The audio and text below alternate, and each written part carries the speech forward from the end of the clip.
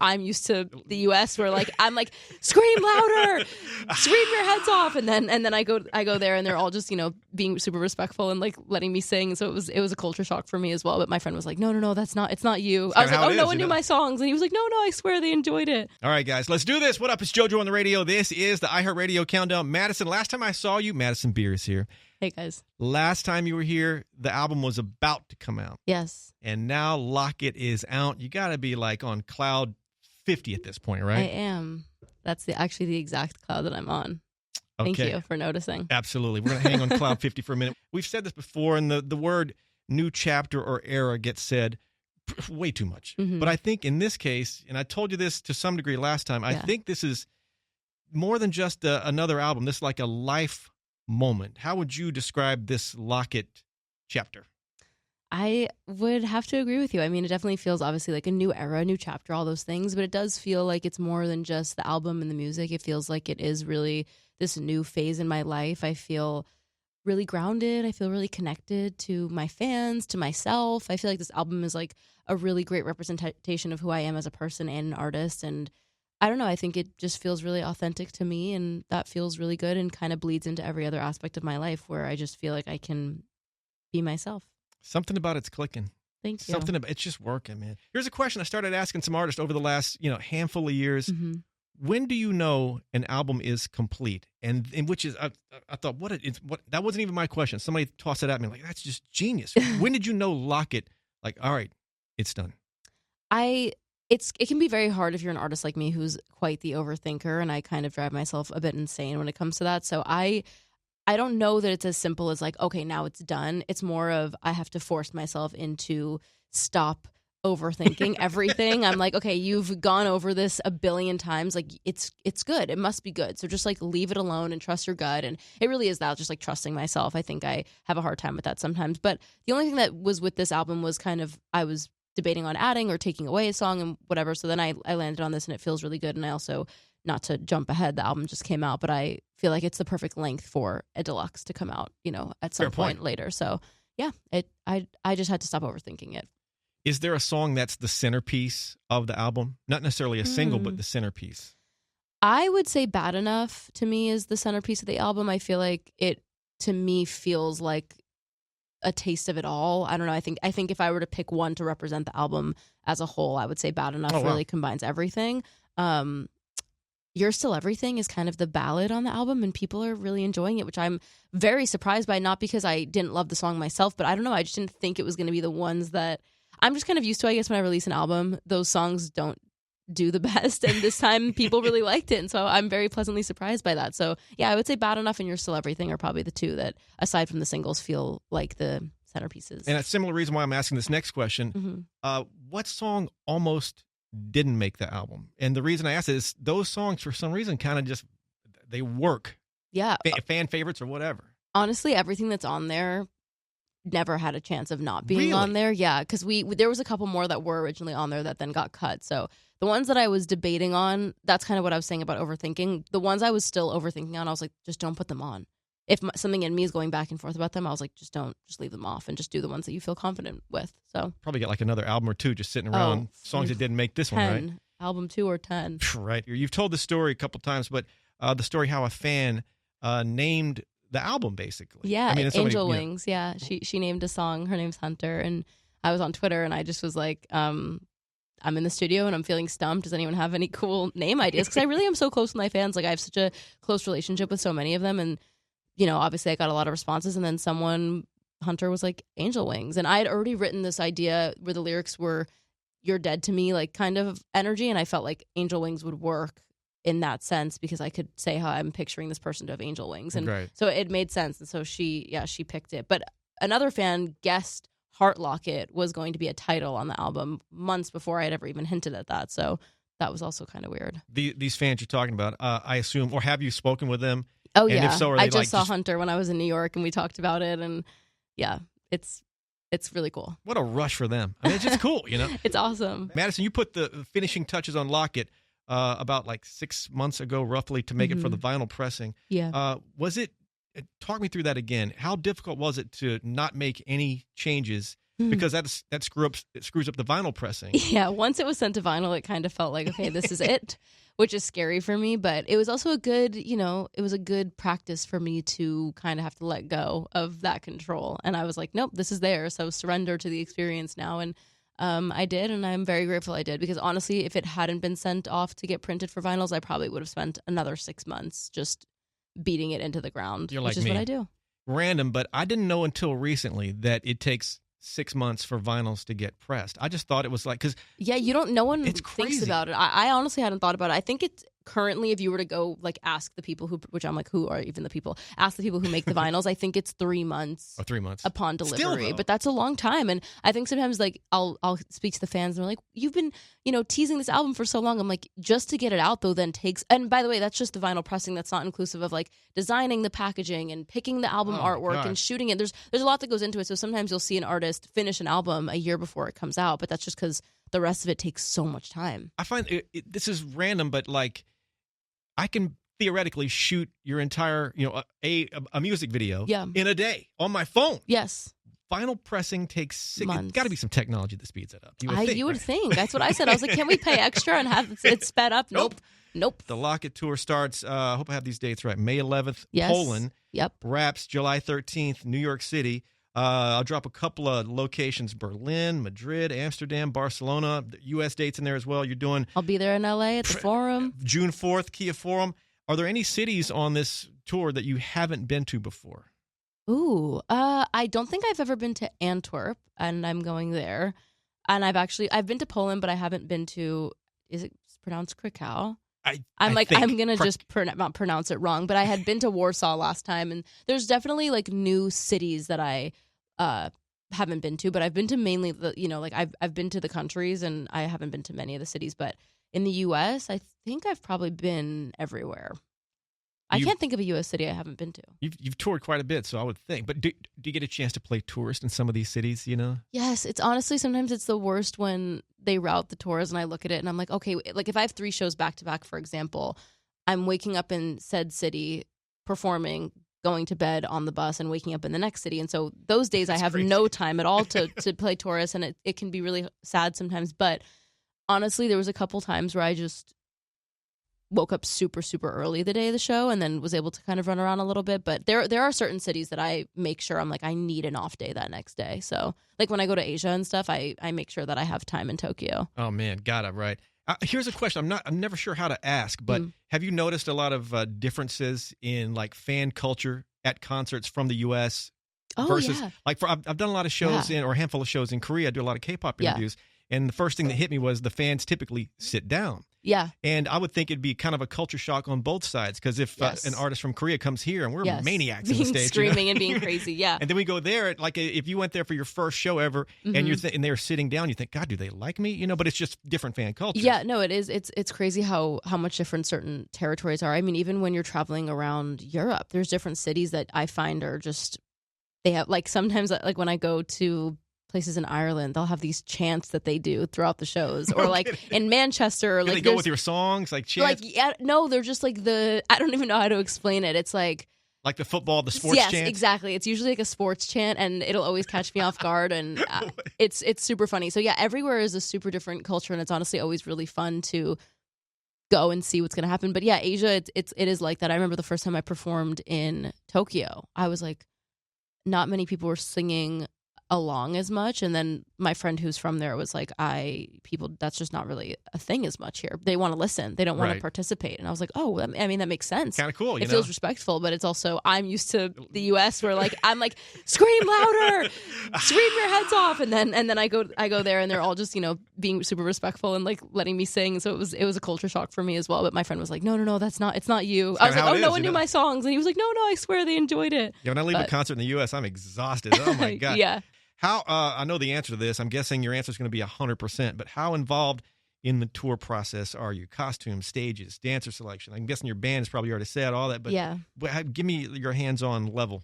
Definitely 100%, which is a blessing and a curse, because I definitely overextend myself a bit much, but it's fun. I wouldn't have it any other way, and I think that I know what I like more than anyone I could possibly hire. And even though there are people that are amazing, obviously, that I work with who can help offload some of the stuff. Like, I can't put on a show with my name and people coming to see my concert and not be involved with every single thing to do with it. It's just not really my nature. So I enjoy it a lot, though, like having, creative directing and shooting visuals and sitting with a lighting program guy and like doing all that stuff. It's really a fun experience. But I just enjoy knowing that when people come to a show, they're really seeing my brain dump basically on stage. Like, this is all things that probably came through me one way or another. Tour prep already started? Yeah, a bit. I mean, we're definitely in the early stages. Just getting the album out was very chaotic. Kind of a big deal, yeah. So once now that the album's out, I think we're gonna in the next couple of weeks like fully transition into it and discuss what the stage is gonna look like, what the set list is gonna be, all of it. Do we have dancers? Do we not? Have to wait. Man, and see. A lot of stuff to play. There's a lot. Here's a question I've never asked: how much does a tour typically change from first date to last? Question. I mean, because it's going to start in Poland. Yeah, you'll have rehearsed it 1,000 times. Yes, but there's going to be something that changes before you get to New York City. Totally. Like what is that? That's always an interesting thing too, because when you're working on the tour and you're in rehearsals, you're trying to perfect it as much as possible. But then, even though you think it's perfect, when you perform it, it changes and the energy shifts, and you see how people react to certain moments and what feels maybe boring and needs a little more something. Right. Like, you just are really, you're especially me, like, I'm so tuned into my audience and like my fans and what they're excited about. And I definitely would say, like, my last tour, my first show was in Stockholm and my last show was in LA. The show looked very, very different. I mean, even like, for example, my opening, when I got on stage, I really wanted to kind of look like I popped up, and I wasn't playing in venues big enough to like have, that little toaster thing where you can like actually pop out of the stage. Those are wild. They're so cool. I've always wanted, maybe on this tour I'll do that, but I didn't have any of that. So I was like, okay, how can I do that? So we built stairs in the back of the stage so that I could kind of walk up the back of the stage, and then I kind of appeared on there.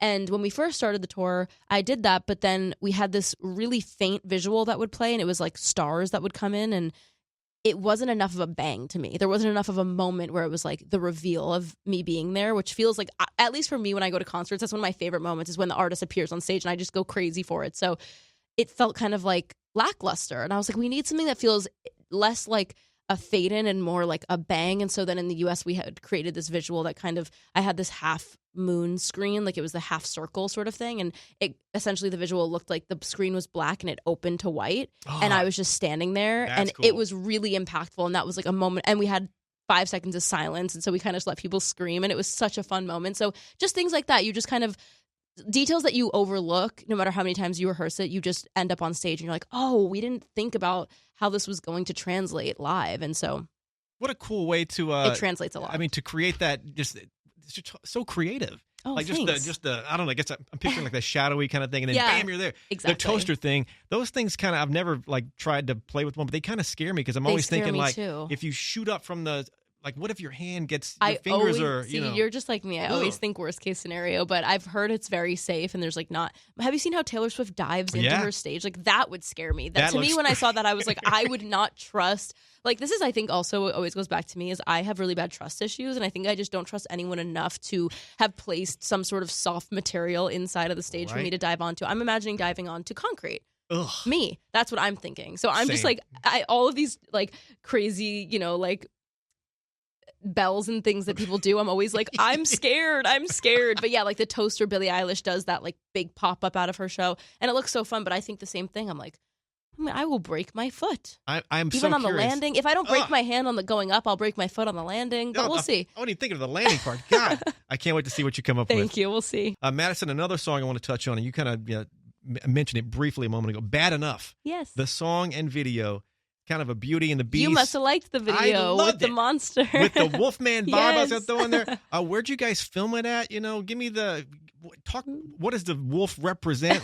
Give me all that. Okay, yeah. So we had this like crazy idea, which usually I always tell people when I make a music video, I'm like a passenger in my own brain. I picture a concept, and then I have to do it. I have no choice but to follow whatever my brain is telling me. And for some reason, we were like, okay, what is the song is about? If you haven't heard my song Bad Enough, it's about being in a relationship that isn't right for you, and is bad, and then it not being bad enough, and you're always finding an excuse to stay, even though deep down it's really something that should end. And I think that's relatable. I mean, I've spoken to so many of my friends who are like, yeah, I just don't, I don't have a reason to end it. I'm like, well, that is enough of a reason, So Right. it's something that I feel like a lot of people have experienced. And so I was thinking, in a fun, lighthearted way in the music video, what is the worst version of a human being? And I would say like a monster. And so we went down this road of, is it Frankenstein? Is it a mummy? Is it a werewolf? Is it like who is he? And I just kept envisioning this sort of, like big werewolf kind of looking monster. And we shot it in the streets of LA and with like no permits anywhere. And That's awesome. we probably didn't have permits, but we shot it in like random places, and then rented out a few, there's a laundromat in the video. There's actually a scene where it looks like a bedroom, but it was really a donut shop that we turned into a bedroom. Oh, no kidding. Yeah. And it just, I don't know, it was just a really fun video. He was like such a trooper and was in those prosthetics all day. It was like a 14-hour shoot. So I was very proud of him for being such a good sport. Who played the wolf?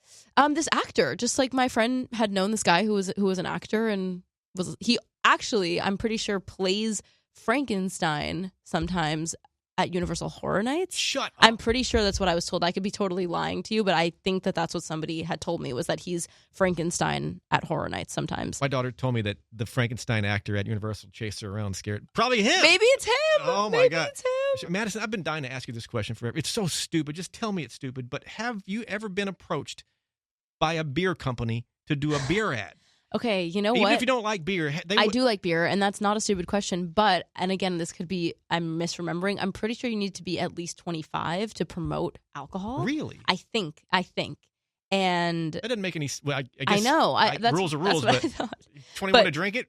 I know. I think in order to be in a commercial or be an endorsement, and again, I could be totally messing that up, but I think that you have to be 25 in the U.S. Maybe I'm wrong, and I just, I'm only 26, so maybe not yet though. I would actually have told you. Genuinely, no one has approached me yet. So I can't imagine. Corona, Modelo, Pacifico, if you're listening, give your girl a call. Stella. It's dumb for you not to Anyone approach else? Madison Beer. Anyone else, give me a call. I would love to promote your beer. There we go. We've just made, we're going to make some money Or right maybe there. I'll make my own beer. Yeah, there you go.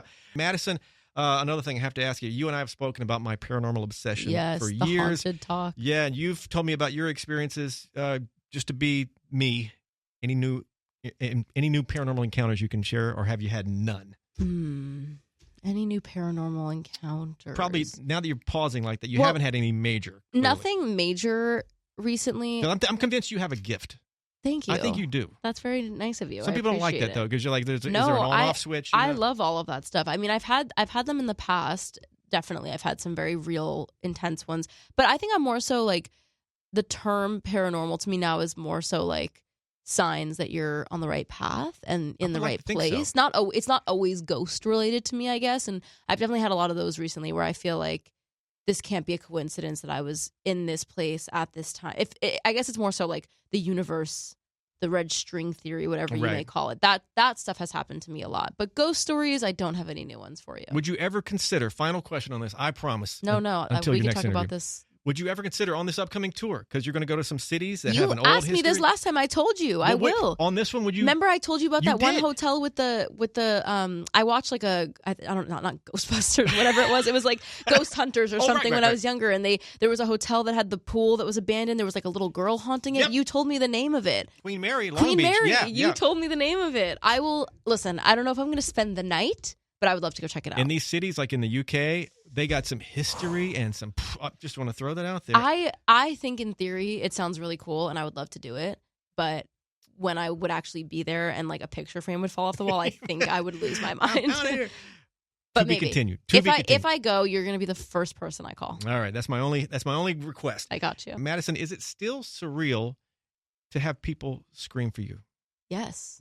Describe that feeling? It's got to be just, I don't know, better than it's indescribable. It really is. I mean, having people just support me at all is so cool. I mean, right after this, I'm headed to a vinyl store to go meet hundreds of people, and like the fact that there's hundreds of people spending their day lining up for me and wanting to just get their vinyl signed and say hello to me. It's like that alone is surreal, and I am super grateful, and not one person goes overlooked. And I think that that's something that, I don't know, it's very important to me. And I think that it's easy as I think it's also because I'm a huge fan of so many people that I have that level of like awareness, I guess. And a always look at my fans and I'm like, every single person in this room is the reason that a show is sold out. You know, like Right. every single human being. That's why you're here right now. But it's just so important to remind people, because I think it's easy for you to feel like, oh, I'm just one person in a crowd and she's never going to. It's like, no, every single person is the reason that I'm able to do this and the reason I'm able to go on this tour and go to these vinyl signings and whatnot. Like every single person moves the needle. So it's really important to me that they know that they mean a lot to me and all matter. Who's the last person you screamed for as a fan? Ooh. I mean, and I'm trying to think of the last concert I went to. I think the last concert that I went to was maybe Tate McRae. Oh, I think you told me that. Yeah. I think so. I'm like trying to remember if I've been to a concert since then. I've been so busy lately that honestly everything feels like a blur. But I think the last show that I went to was Tate McRae, and I know her. She's like a friend of mine, and I still am screaming at the top of my lungs like I've never met her in my life and I'm her biggest fan. That's just, I get so excited when I see people live in concert, and like I just lose my mind. And I don't care if I know you, I don't care if I'm seeing you backstage, I'm going to be screaming at the top of my lungs, knowing every word to your songs, and I don't care who knows it. That's just cool. That's just cool. It's just so fun. Madison, you got signed, God, 12 years old, I believe it was. Yeah. Looking back on the journey from 12 to now, when I say what's your favorite career moment, what comes to mind? And if I ask you this tomorrow, you're going to tell me something different. I get it. No, of course. It'll always change. I would say it's going to happen. Like playing Madison Square Garden has been my dream my entire life. And if you find videos of me getting interviewed when I was 12 years old, my 13th birthday party was literally, my theme was Madison Square Garden. Like I love that venue. I mean, being from New York, like that's been my dream. So playing there in July is definitely going to be probably the highlight of my life, my career. And I'm so excited for it. But thus far, honestly, I have to say my birthday show, I turned 25 on stage in Poland on my last tour, and it was so cool, and it was just such an amazing way to spend my birthday, and I think that that's one of my fondest memories. My little brother was with me. He came on stage and like played guitar for a song. He brought me out a cake, and it was just a really special night. It made me feel really loved, and like I was in a room of people that just, yeah, I don't know, I wouldn't have asked for a better birthday. So that's a really fun memory. The answer to this is probably no, but would you change anything about your journey if you could? Of course, if I could still end up right here, I would change certain things. I feel like I've been through a lot. I feel like there's, you know, certain people I would have been like, stay away from, whatever, that kind of stuff. But I don't know that I would have ended up here. So I think that realistically, no. I think I'm proud of where I'm at now. I am super stoked with everything going on, so I wouldn't really change anything. But yeah. A message to your fans, the OGs, to the news. What would you like to say? You guys, if you're listening, you already know how much I love you and how much I appreciate you. And I am just eternally thankful and grateful that we can share these memories together in these moments. I'm excited to see you on tour, I hope, and just out and about in life. And I just am so thankful to have you guys around me, and all your support is just something that I'm not sure I'll ever be able to repay. And just thank you from the bottom of my heart. And I love you very much. What else do people need to know? Yeah, you kind of covered the main things. The album's out, the tour's on sale, and I hope people can come, and just, I hope you love the album.